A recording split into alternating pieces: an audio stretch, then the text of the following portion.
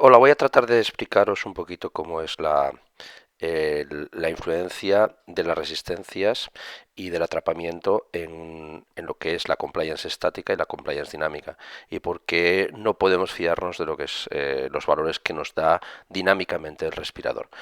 Sin más, voy a pasaros aquí a hacer una programación básica de un paciente que podríamos tener de aproximadamente 30 kilos y en el que le vamos a programar un volumen corriente de 200, 20 de frecuencia, ahí tenemos 5 de PIB, un tiempo inspiratorio de un segundo, recordando que en este respirador que es el Servo I, ese tiempo inspiratorio es el tiempo de entrada de aire, un retardo inspiratorio, etcétera.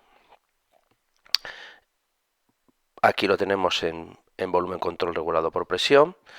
Y ahí vemos que en principio el tiempo inspiratorio es suficiente, ya que tenemos al final del tiempo inspiratorio un flujo cero, lo que vendría a ser una pausa. Vemos que no hay ningún tipo de fuga o prácticamente ninguna, porque el volumen corriente es prácticamente igual el inspirado que el expirado.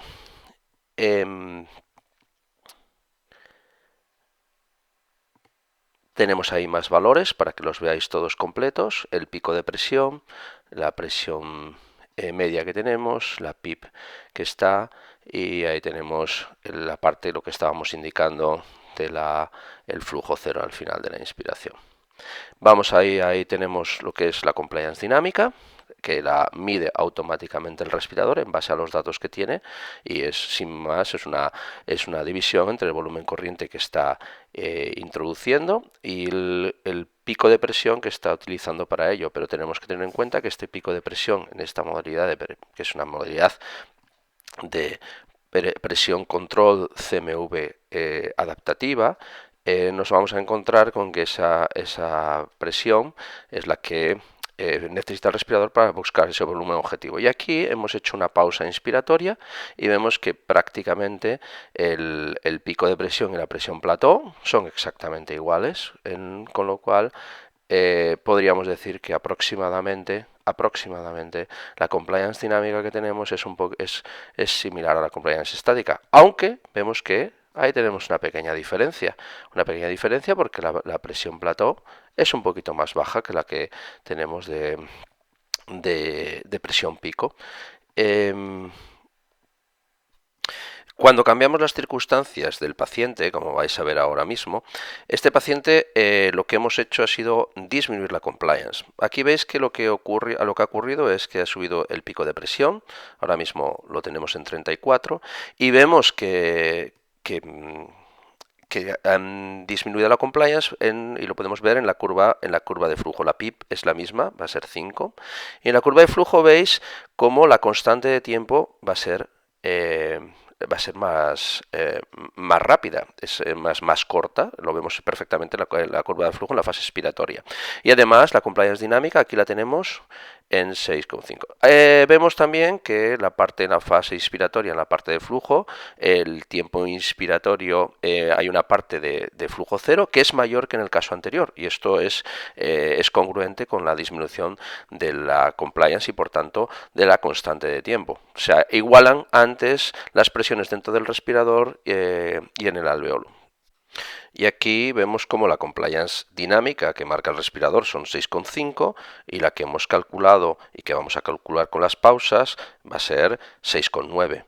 Ahora lo veréis inmediatamente, que aquí estamos haciendo una pausa inspiratoria. La pausa inspiratoria es prácticamente, la presión plató es exactamente igual que la presión pico, con lo cual cuanto más baja sea la compliance y por tanto se produzca una igualdad más rápida entre lo que es el respirador y el alveolo, la compliance dinámica y la compliance estática serán más parecidas. Pero bueno, ¿y qué pasa si otra vez cambiamos las circunstancias? Y aquí tenemos un paciente obstructivo, claramente, y lo podemos ver en la curva de flujo. En la curva de flujo hay dos circunstancias. En la parte de la fase expiratoria, la constante de tiempo se ha alargado y tarda muchísimo más en salir.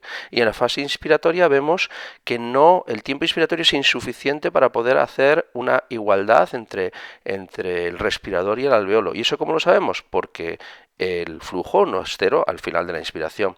Y aquí tenemos una compliance dinámica de 10,2, pero resulta que si yo voy a hacer una pausa inspiratoria, según la teoría, el pico y la meseta son iguales. Sin embargo, hago la pausa inspiratoria y se ve claramente que no es lo mismo, con lo cual aquí sí que en un paciente obstructivo sí que vamos a tener un problema de engaño por parte del respirador en las mediciones de compliance dinámica. Y aquí les vemos los cálculos que hemos estado realizando. Y en este caso es 18,2.